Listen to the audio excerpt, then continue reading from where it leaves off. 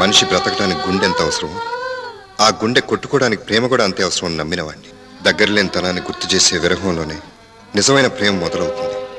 నువ్వు అసలు లేదంటున్న ప్రేమ నీలో పుడుతుంది. నువ్వు నాటకం అంటున్న అదే ప్రేమ నిన్ను నాదాకా రప్పిస్తుంది. నీ మనసు స్పందిస్తుంది.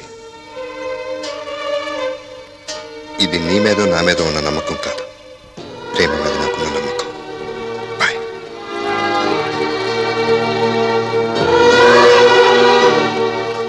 ఈసారి మనం కలుసుకోవటం అంటూ జరిగితే మొదటడుగు నీదే అవుతుంది.